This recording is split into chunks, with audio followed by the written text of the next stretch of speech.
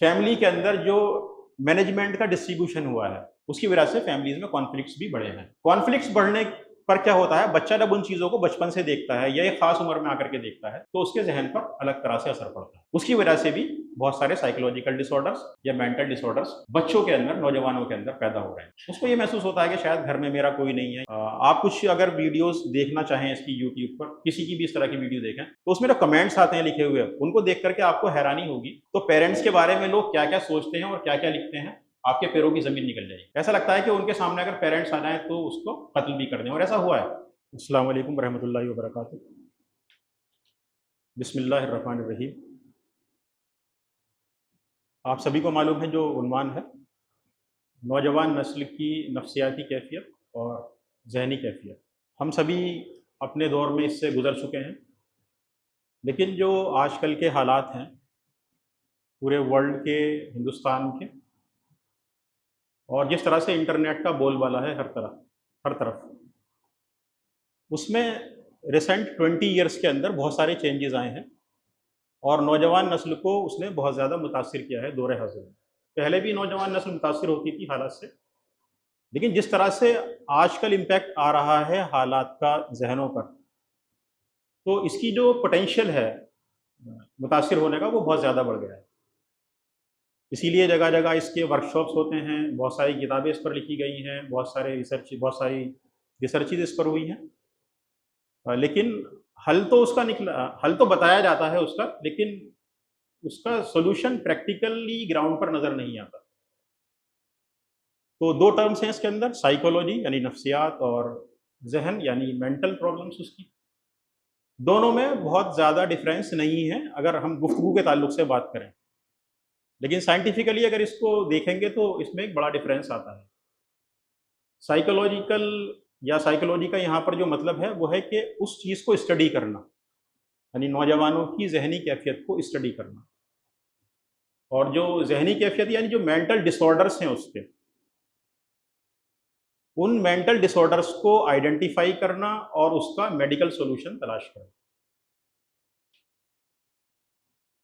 तो जो mental problems हैं या साइकोलॉजिकल प्रॉब्लम्स हैं जिसको हम डिमार्क नहीं करेंगे इस गुफ्तगू के अंदर, वो कई तरह की हैं। इसमें सबसे पहली जो प्रॉब्लम आती है वो है एंजाइटी।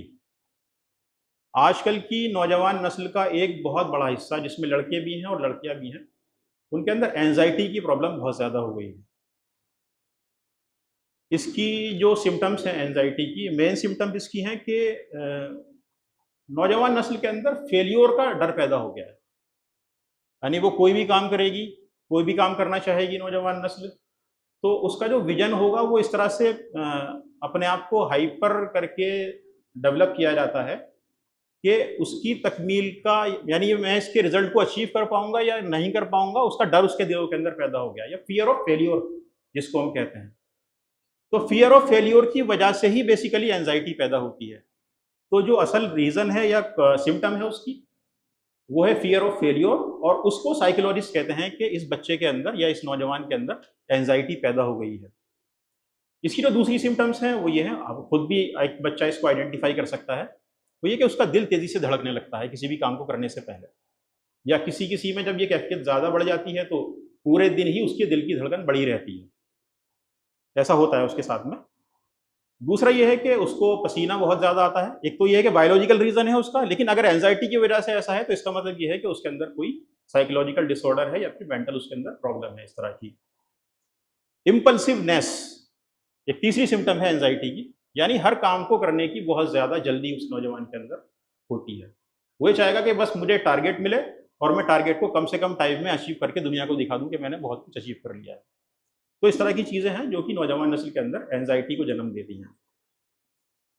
इसके बहुत सारे रीजंस हैं, रीज़न हम एक साथ डिस्कस करेंगे सभी प्रॉब्लम्स के इंशाल्लाह। दूसरी जो प्रॉब्लम है जो नौजवान नस्ल के अंदर पैदा हो रही है, वो एंजाइटी के बिल्कुल बरक्स है, यानी एंजाइटी के बिल्कुल उल्टी। एक तरफ है एंजाइटी यानी कि दिल का तेजी से धड़कना, और दूसरी तरफ ये है कि डिप्रेशन इसका बिल्कुल उल्टा है। डिप्रेशन में क्या होता है, यानी ये तो साइकोलॉजिस्ट ने बता दिया कि टोटल जो सिम्टम्स हैं उसको हम ये कहेंगे डिप्रेशन में बच्चा आ गया है। डिप्रेशन में ये होता है कि उसका किसी भी काम में दिल नहीं लगता, एंजाइटी में होता है कि काम जल्दी से करना चाहता है, और डिप्रेशन में उसका किसी भी काम में दिल नहीं लगेगा, दिल उसका बैठा बैठा रहेगा पूरे दिन जब उस काम को करते वक्त, अकेलापन महसूस करेगा। अगर दोस्तों के दरमियान बैठा है तब भी, फैमिली के दरमियान बैठा है तब भी, उसको ऐसा लगेगा जैसे इस दुनिया के अंदर मेरा कोई भी नहीं है। हमेशा अकेलापन महसूस करना, हमेशा परेशान रहना। उसके दोस्त उससे पूछेंगे क्या प्रॉब्लम है, वो कहेगा नहीं ऐसी कोई बात नहीं है, बस आपको ऐसा ही लग रहा होगा। लेकिन हकीकत में होता यह है कि उसके दिल के अंदर बेचैनी वाली कैफियत नहीं होती, लेकिन दिल बैठा बैठा रहता है। मोटिवेशन की उससे बात करेंगे, बात सुन लेगा हमारी वो, या आपकी बात सुन लेगा, लेकिन उसके बावजूद मोटिवेट नहीं हो पाता वो। सोचता है ये काम करके मैं क्या करूंगा, जिंदगी तो बस थोड़ी सी है। इस्लामी एतबार से नहीं सोचेगा, जिंदगी बस थोड़ी सी है, मरना तो ही है, एक दिन मुझे मरना ही है, क्या करूंगा मैं। तो इस तरह की मेंटल डिसऑर्डर्स, मेंटल प्रॉब्लम्स उसके जहन के अंदर शुरू हो जाती हैं। तो जब ये सिम्टम्स सारी एक साथ एग्रीवेट हो जाती हैं, तो इसको हम कहते हैं डिप्रेशन वाली कंडीशन में वो चला गया है। इसमें एक चीज़ और होती है, उसको सोसाइटी उसके ऊपर कोई कलंक लगा देगी, ये बात भी उसके जहन के अंदर बैठ जाती है। यानी वो सोचेगा कि सोसाइटी मुझसे ये कहेगी कि ये इतना पढ़ लिख गया, इसने पीएचडी कर ली, या इसने एमबीए कर लिया, या इसने मेडिकल साइंस की फील्ड में चला गया, लेकिन उसके बावजूद इसके पास पैसा नहीं आ रहा है। तो अपने आप को देखने का जो उसका नज़रिया होता है, वो अपने नज़रिए से नहीं बल्कि सोसाइटी के नज़रिए से अपने आप को देखना शुरू कर देता है। इसकी वजह से उसके अंदर डिप्रेशन की कैफियत पैदा हो जाती है। तीसरी जो प्रॉब्लम है, जो नौजवान नस्ल के अंदर बहुत ज़्यादा हो रही है, वो है बिहेवियरल प्रॉब्लम, यानी बिहेवियर की प्रॉब्लम। इसको साइकोलॉजिस्ट ने और मेंटल डिसऑर्डर्स के जो डॉक्टर्स हैं उन्होंने अलग अलग तरह से डिफाइन किया है बिहेवियरल प्रॉब्लम्स को, लेकिन हम इसको कलेक्टिवली लेंगे यहाँ पर। तो बिहेवियरल डिसऑर्डर के अंदर क्या होता है कि बच्चे के अंदर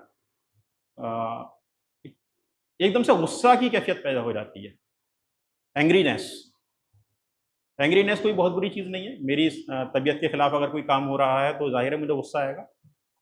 एक अगर तहरीकी फ़र्द है, उसको लगता है कि तहरीक के अकॉर्डिंग काम नहीं हो रहा, तो उसको गुस्सा आ जाता है सोशल प्रॉब्लम्स को देख करके। लेकिन जैसे ही एंगरनेस कन्वर्ट होती है एग्रेशन के अंदर, यानी गुस्सा आया और गुस्से के खिलाफ जैसे ही उसका रिएक्शन होता है, ये कंडीशन खतरनाक हो जाती है।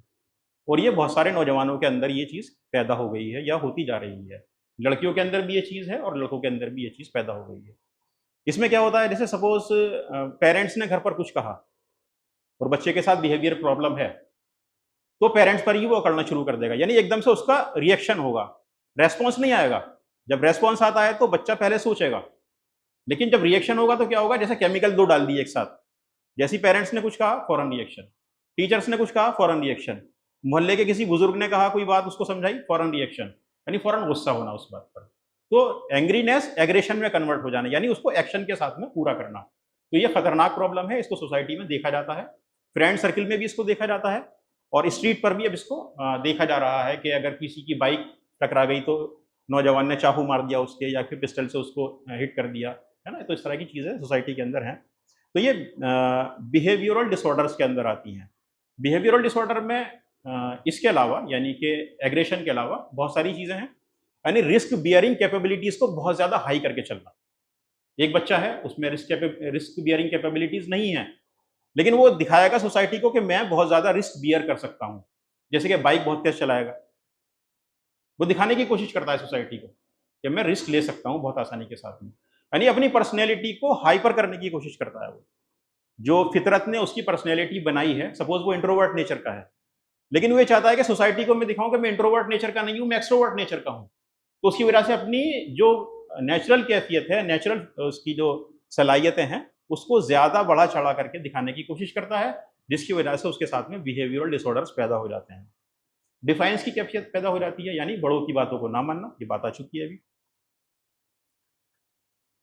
एक प्रॉब्लम इसके अलावा, यानी चौथे नंबर की प्रॉब्लम जो आजकल बच्चों के अंदर या नौजवानों के अंदर पैदा हो रही है, साइकोलॉजिकल और डिसऑर्डर ये वाली प्रॉब्लम, मेंटल डिसऑर्डर्स प्रॉब्लम, वो है ADHD, attention deficit hyper activity disorder. ये बच्चों में भी होती है, पैदाइशी तौर पर भी हो सकती है, सोसाइटी में किसी रीजन की वजह से भी ये प्रॉब्लम डेवलप हो सकती है। इसमें क्या होता है कि किसी भी काम में वो अटेंशन पूरी तरह से नहीं दे पाता, कोई भी नौजवान। जैसे ही कोई काम उसके सामने आएगा, यानी स्टडी, सपोज वो स्टूडेंट है, पढ़ रहा है, वो किताब लेकर के बैठेगा, किताब को ठीक से नहीं पढ़ पाएगा। 4-5 मिनट के बाद में किताब को बंद करके वो रख देगा। पेरेंट्स ने उसको कोई काम बताया, वो काम ठीक से नहीं कर पाएगा। यहाँ तक कि अगर वो सोशल मीडिया का एडिक्ट है, तो वो 15 मिनट की वीडियो को भी ठीक से नहीं देख पाएगा। और इसी का फायदा उठा करके यूट्यूबर्स ने आजकल रील्स को डेवलप करना शुरू कर दिया है, अटेंशन डेफिसिट होने की वजह से। होता है ना, 3 सेकंड में 4 सेकंड में स्क्रॉल करे जा रहे हैं लगातार। तो ये इस प्रॉब्लम की वजह से है कि जो मार्केटिंग के एक्सपर्ट हैं उन्होंने नौजवानों की इस कमजोरी का फायदा उठाते हुए अपना पैसा बनाना शुरू कर दिया है। तो इस प्रॉब्लम को हम कहते हैं ADHD प्रॉब्लम। एक प्रॉब्लम है जो कि नौजवानों में नहीं होती, लेकिन वो प्योरली जेनेटिकल है, लेकिन नौजवानों में बहरहाल वो पाई जाती है, जिसको हम कहते हैं ऑटिज्म की प्रॉब्लम। ऑटिज्म की प्रॉब्लम एक ऐसी प्रॉब्लम है जो कि मैंने खुद इसको महसूस किया कि लॉकडाउन से पहले ये प्रॉब्लम्स ज़्यादा नहीं थी, लेकिन लॉकडाउन के बाद में ये बच्चों के अंदर ज़्यादा प्रॉब्लम हो रही है। इसमें क्या होता है कि जेनेटिकली बच्चे की कुछ जीन्स डिस्टर्ब हो जाती हैं, और वो आजकल के ज़माने में तो इसको ऑटिज्म का नाम दे दिया गया, लेकिन पुराने ज़माने में ऐसे बच्चों को गलत वर्ड से इस्तेमाल किया जाता था। उनसे कहा जाता था ये बच्चा पागल है, इस तरह के वर्ड इस्तेमाल किए जाते थे। अब साइंटिफिकली इसको थोड़ा सा अच्छा वर्ड दे दिया गया है। तो मैं ये कह रहा था कि लॉकडाउन के बाद में ये प्रॉब्लम ज़्यादा डेवलप हुई है। मैं हर साल देखता हूँ कि हमारे स्कूल में जब एडमिशन के लिए बच्चे आते हैं, लॉकडाउन से पहले कोई भी बच्चा इस तरह की कैफियत का नहीं आता था, लेकिन अब सालाना कम से कम 3 या 4 बच्चे इस तरह के एडमिशन के लिए आते हैं। हम उनको एडमिशन नहीं देते, वो एक अलग बात है, लेकिन ये कैफियत नौजवानों के अंदर अब सोशल स्टिग्मा की वजह से या सोशल प्रॉब्लम की वजह से बढ़ रही है।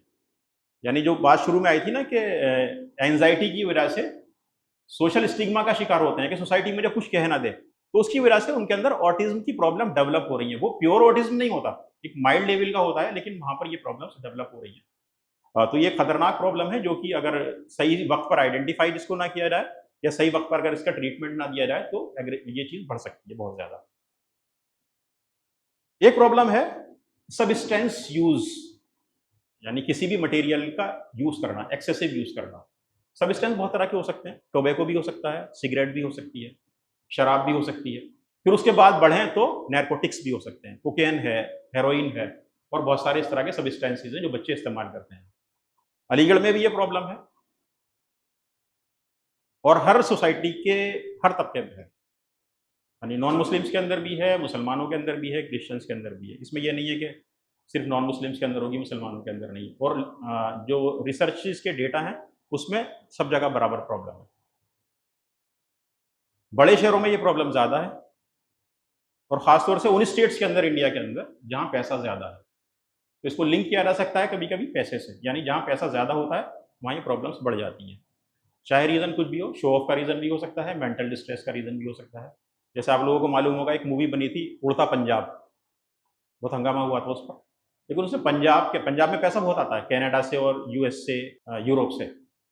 तो वहाँ नौजवानों के पास सिर्फ खेती के अलावा दूसरा काम नहीं होता, तो वो ये सब लेना शुरू कर देते हैं, सिर्फ सेलिब्रेट करने के लिए कि मेरे पास बहुत ज़्यादा पैसा है। सेलिब्रेट कैसे करूँ?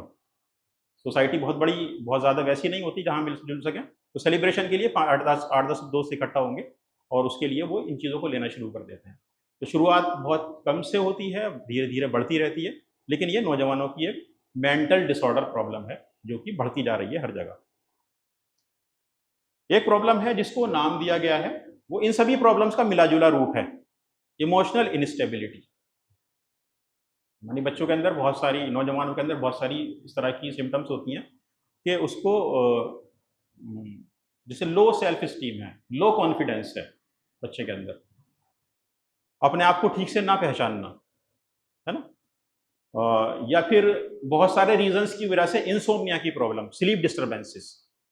यानी बच्चा, आप कह रहे हैं बच्चे से सो जाइए, आपने कमरे की, घर की लाइट भी बंद कर दी, नौजवान बच्चा है, टीन एज का है, लेकिन वो सुबह उठ करके शिकायत करेगा, सुबह उठ नहीं पाएगा, शिकायत करेगा कि मुझे नींद नहीं आ रही थी और रात को 3 बजे मुझे नींद आई, आपने उसका मोबाइल भी नहीं दिया था, उसके बावजूद ये सब हो रहा है। तो वो उस दिन की सिम्टम है, उससे पहले जो कुछ हुआ था उसे आइडेंटिफाई करने की जरूरत है कि किस वजह से उसको इमोशनल इनस्टेबिलिटी उसके बिहेवियर में पैदा हो गई थी। कुछ और चीज़ें हैं इसके अलावा, ये तो अभी हमारे पास 4-5 चीज़ें आई, उसको मैं सिर्फ कुछ वर्ड्स में बताता हूँ। जैसे कि नौजवानों के अंदर साइकोलॉजिकल या मेंटल डिस्टर्बेंस की प्रॉब्लम ये है कि टाइम मैनेजमेंट उनका ठीक नहीं है। ठीक से मतलब ये नहीं है कि बिल्कुल परफेक्ट होना चाहिए, एक्सट्रीमिटी है। किसी का इतना ज़्यादा रिजिड है कि वो उससे परेशान है कि मुझे 9:59 पर पहुंचना है, तो उससे परेशान है वो, है ना? एकदम से उसको पसीना आ जाएगा, दिल धड़कना शुरू कर देगा उसका, एंजाइटी की प्रॉब्लम हो जाएगी। किसी का इतना लो है कि उसे फिक्र ही नहीं है कि मुझे 10 बजे जाना है, 11 बजे जाना है। तो एक्सट्रीमिटीज़ जब हो जाती हैं किसी चीज़ की, तो ये प्रॉब्लम में तब्दील हो जाती हैं। टाइम मैनेजमेंट के ताल्लुक से ये बात आई। एक बात है जो प्रोक्रेस्टिनेशन जिसको कहते हैं, वो भी टाइम मैनेजमेंट से ही रिलेटेड है। यानी उसको कोई फिक्र नहीं है, सुस्त है, पड़ा हुआ है, जैसे उसको सुस्त रहने का इनाम मिलने वाला है। बिल्कुल इस तरह से कोई प्रॉब्लम उसको कोई फिक्र किसी भी तरह की उसको नहीं होती। तो एक प्रॉब्लम जो नौजवानों के अंदर है वो ये है, आप भी इसको महसूस कीजिएगा, घर पर भी आप प्रैक्टिकल कर सकते हैं कि अपने बच्चे को बुलाइएगा जिसकी टीन एज का हो, यानी 13, 14, 15 साल का। उससे पूछिएगा कि मुझे अपनी 3 खूबियाँ बताइए और 3 मुझे अपनी कमियाँ बताइए। मैं गारंटी से कह रहा हूँ कि 90% से ज़्यादा बच्चे ये नहीं बता पाएंगे कि उनके अंदर 3 खूबियाँ कौन सी हैं और 3 उनके अंदर कमियाँ कौन सी हैं, जिस पर काम करने की ज़रूरत है। तो ये भी एक बड़ी प्रॉब्लम है, इसको हम लोग नज़रअंदाज कर देते हैं या इस पर गौर व फिक्र कभी भी नहीं करते। तो बच्चों के अंदर ये साइकोलॉजिकल और मेंटल डिसऑर्डर है कि अपने आप को वो आइडेंटिफाई नहीं कर पाते। जब वो अपने आप को आइडेंटिफाई नहीं कर पाते, तो फिर ज़ाहिर है वो स्किल सेट भी उनके अंदर नहीं होगा जो होना चाहिए किसी काम को करने के लिए, और ना फिर वो विजन डेवलप कर पाते हैं कि हमारे अंदर या आने वाले टाइम में हमें क्या करना है। तो इसलिए बहुत सारी कैरियर की प्रॉब्लम होती हैं कि हमें कौन सा सब्जेक्ट चूज़ करना है, हमें किस फील्ड में जाना है, क्या बनना है, क्या नहीं बनना है। अब ये तो थी जो प्रॉब्लम्स हैं उसके जो डिफरेंट नाम हैं। इसके रीज़न्स क्या हैं? रीज़न सभी को मालूम है, लेकिन एक नटशेल में हम बात करेंगे, उसके बाद थोड़ा-सा डेटा लेंगे कि इसमें किस तरह से बहुत सारे रिसर्च इंस्टीट्यूट ने क्या डेटा हमें बताया है। आजकल के नौजवानों पर कॉम्पिटिशन का बहुत बड़ा बोझ है, जो पढ़ने लिखने वाले नौजवान हैं, बहुत बड़ा बोझ है। इतना बड़ा बोझ है कि पूरी ज़िंदगी के बोझ को एक तरफ कर दीजिए और एकेडमिक बोझ को एक तरफ कर दीजिए, तो शायद ये वाला पल्ला झुक जाएगा उसका, एकेडमिक बोझ। एकेडमिक प्रेशर में ख़ास तौर से कॉम्पिटिशन का बहुत बड़ा ज़ोर है उस पर, बहुत बड़ा प्रेशर है। एक बच्चा है, वो चाहता है कि मैं मैथमेटिक्स लेकर के एक अच्छा इंजीनियर बनूँ, वो चाहता है, खुद उसकी चाहत है, उस सब्जेक्ट में वो अच्छा भी है। लेकिन उसके पेरेंट्स क्या हैं, उनको दौलत और शोहरत का एक भूत उनके ऊपर सवार है। वो चाहते हैं कि नहीं, आपको नीट ही क्वालीफाई करना है। ये है हमारी कम्युनिटी के अंदर है कि अगर आपने नीट नहीं किया तो आपकी ज़िंदगी बेकार और फिर हमारी ज़िंदगी भी बेकार हो जाएगी। तो अल्टीमेटली वो एक बहुत बड़ा प्रेशर अपने ऊपर ले लेता है या उस पर प्रेशर लाद दिया जाता है। तो उसकी वजह से कोई बच्चा एंजाइटी का शिकार हो जाता है। ये डिपेंड करेगा कि खुदा ने उसका साइकोलॉजिकल ट्रेट किस तरह का बनाया है, अल्लाह रब्बुल इज़्ज़त ने। अगर वो इंट्रोवर्ट नेचर का है तो अलग तरह से वो उसको लेगा, यानी उसको एंजाइटी हो सकती है। अगर वो एक्सट्रोवर्ट नेचर का है तो डिप्रेशन में जा सकता है। तो एक ही कॉज की वजह से अलग-अलग बच्चे अलग-अलग सिम्पटम का शिकार हो सकते हैं। दूसरा है फैमिली कॉन्फ्लिक्ट्स। आजकल न्यूक्लियर फैमिली होने की वजह से और लेडीज़ के बिज़नेस में आने की वजह से, मैं उसको गलत नहीं कह रहा हूँ, या फिर लेडीज़ के वर्किंग लेडी होने की वजह से फैमिली के अंदर जो मैनेजमेंट का डिस्ट्रीब्यूशन हुआ है, उसकी वजह से फैमिलीज़ में कॉन्फ्लिक्ट्स भी बढ़े हैं। कॉन्फ्लिक्ट्स बढ़ने पर क्या होता है, बच्चा जब उन चीज़ों को बचपन से देखता है या एक ख़ास उम्र में आकर के देखता है, तो उसके ज़हन पर अलग तरह से असर पड़ता है। उसकी वजह से भी बहुत सारे साइकोलॉजिकल डिसऑर्डर्स या मेंटल डिसऑर्डर्स बच्चों के अंदर, नौजवानों के अंदर पैदा हो रहे हैं। उसको ये महसूस होता है कि शायद घर में मेरा कोई नहीं है, या फिर बहुत सारी चीज़ें, एक अलग तरह से बायोलॉजी उसकी काम करती है, एक बहुत बड़ा टॉपिक है। तो इसलिए बच्चों के अंदर मेंटल प्रॉब्लम्स पैदा हो रही हैं। आप कुछ अगर वीडियोस देखना चाहें इसकी यूट्यूब पर, किसी की भी इस तरह की वीडियो देखें, तो उसमें जो कमेंट्स आते हैं लिखे हुए, उनको देख करके आपको हैरानी होगी, क्योंकि हम सब लोग तहरीक किए हैं, इस तरह की चीज़ें हमारे घरों में नहीं होती। तो पेरेंट्स के बारे में लोग क्या-क्या सोचते हैं और क्या-क्या लिखते हैं, आपके पैरों की ज़मीन निकल जाएगी। वो सिर्फ फैमिली कॉन्फ्लिक्ट्स की वजह से, जो उन बच्चों ने बचपन से अपने घरों के अंदर देखी, ये सब चीज़ पैदा होती है और उनकी साइकोलॉजी, नफ्सियात बिल्कुल डिफरेंट तरह की हो जाती है। ऐसा लगता है कि उनके सामने अगर पेरेंट्स आ जाएँ तो उसको कत्ल भी कर दें, और ऐसा हुआ है। 2 साल पहले जीवनगढ़ में हुआ था, हमारे अलीगढ़ के अंदर ही। एक बच्चे ने अपने दोनों पेरेंट्स को, जो कि मस्जिद के इमाम थे, उनका कत्ल कर दिया, अपनी वालिदा का भी उसने कत्ल कर दिया। इस तरह की चीज़ें होती हैं। एक चीज़ है पुअर इमोशनल सपोर्ट, यानी बच्चा अपनी प्रॉब्लम को डिस्कस करना चाहता है पेरेंट्स के साथ में, पेरेंट्स उसकी बात को सुनते हैं या नहीं सुनते, वो एक अलग मसला है, लेकिन उसको सपोर्ट नहीं देते। वो सोचते हैं अरे ये सब तो जहन में चलता रहता है बच्चों के, ये तो एक खास उम्र में ऐसी चीज़ होती रहती है। उसकी एक कान से सुनी बात, दूसरे कान से निकाल दी।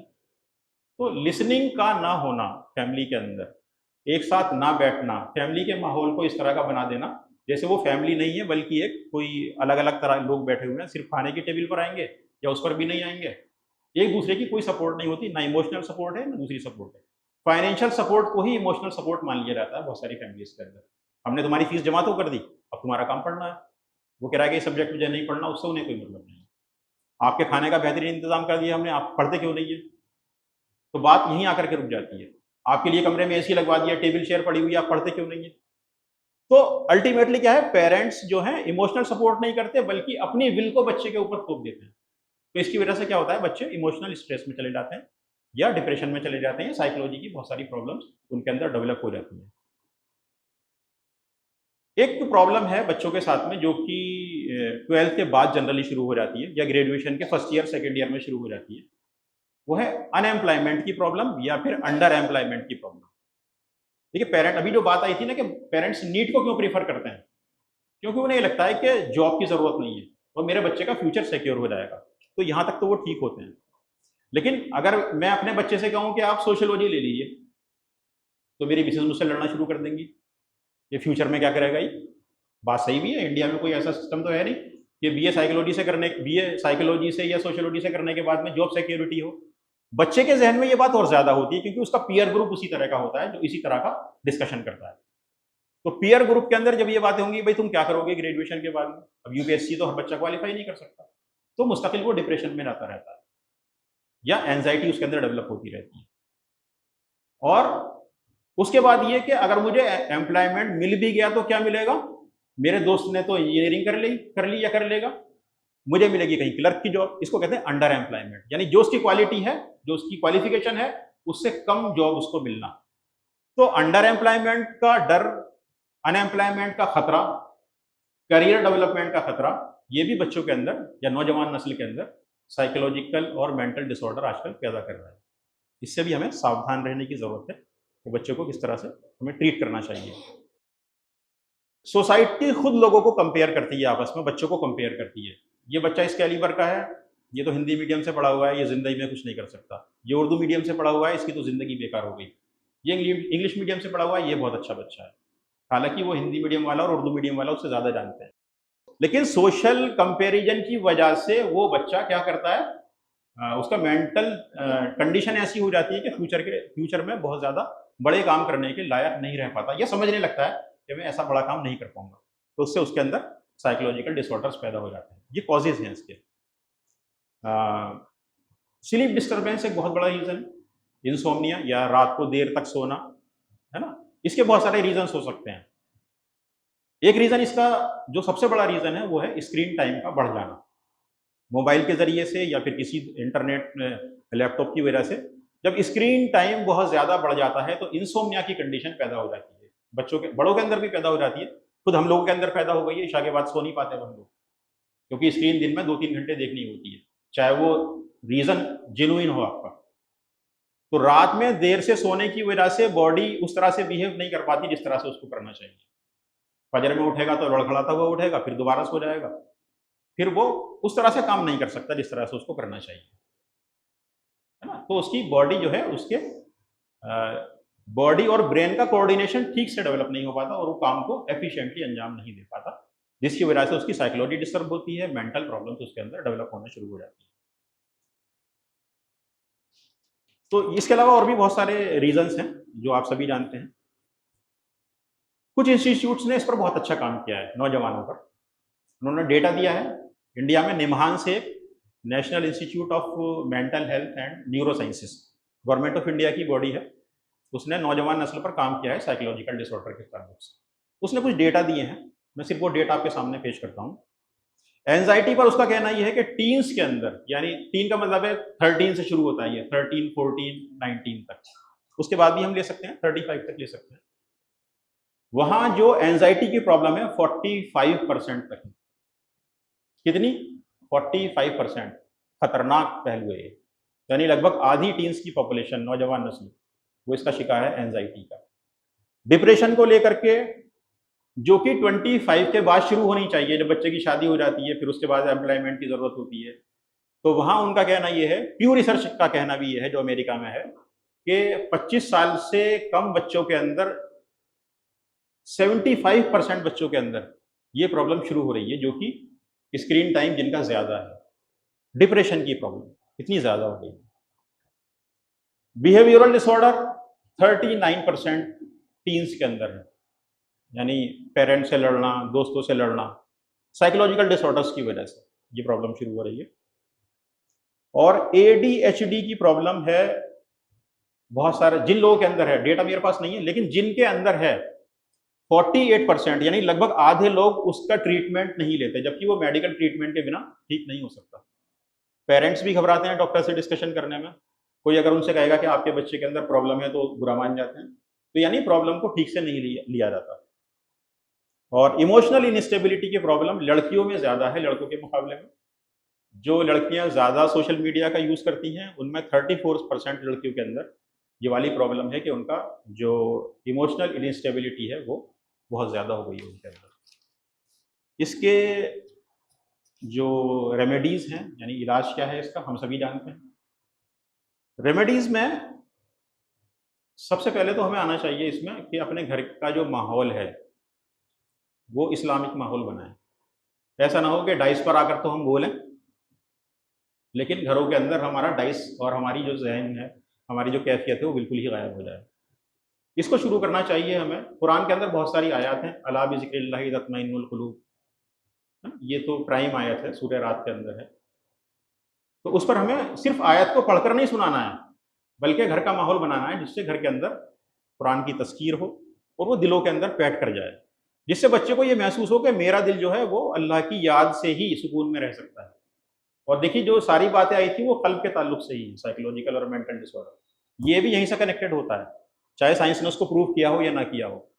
तो जब ये दोनों कनेक्ट होंगे आपस में, तो फिर इंशाल्लाह ताला जितनी भी एंजाइटी की, डिप्रेशन की, इमोशनल इंस्टेबिलिटी की प्रॉब्लम है, वो सारी की सारी इंशाल्लाह ठीक हो जाएंगी।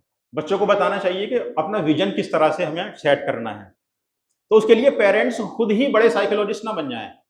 जहां महसूस होता है कि हमें इस प्रॉब्लम को डिस्कस करना चाहिए किसी एक्सपर्ट से, तो अपने बच्चे को एक्सपर्ट के पास भी ले जाएं, या फिर मोहल्ले में या फिर जो अफराद आपस में दोस्त हैं वो एक ग्रुप बना करके, इस तरह का व्हाट्सएप ग्रुप की बात नहीं कर रहा हूँ, एक ऐसी ग्रुप बना करके किसी साइकोलॉजिस्ट को बुलाएं और अपने बच्चों की काउंसलिंग कराएं कायदे के साथ में, चाहे उसको हमें लगता हो काउंसलिंग की ज़रूरत है या लगता हो ज़रूरत नहीं है।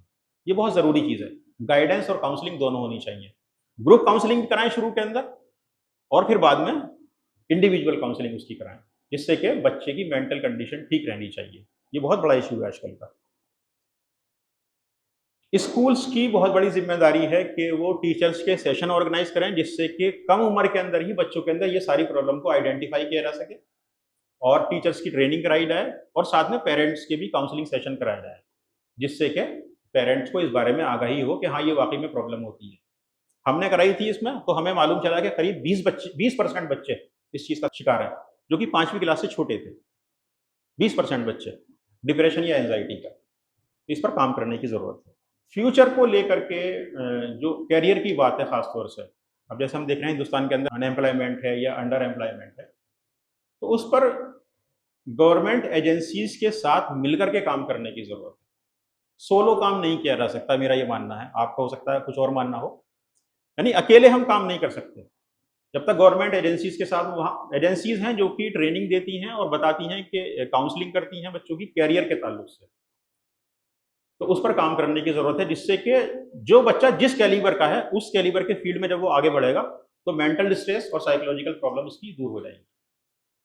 तो ज़रूरी क्या है कि अपने क़ल्ब को अल्लाह सुब्हानहू व तआला के हवाले कर दें, जो बात दर्स में भी आई थी, यानी नफ्स के पैरोकार ना बने, नफ्स को खुदा ना बनाएं, बल्कि जो अल्लाह सुब्हानहू व तआला ने सलाहियतें दी हैं उन सलाहियतों को पहचानें, उसके अकॉर्डिंग ही अपना मेंटल और साइकोलॉजिकल फ्रेमवर्क तैयार करें, जिससे कि हमें भी आसानी रहे, हमारे बच्चों को भी आसानी रहे, और ये साइकोलॉजिकल ट्रॉमा और बाकी चीज़ें दूर हो सकें इंशाअल्लाह ताला। जज़ाकल्लाह खैर।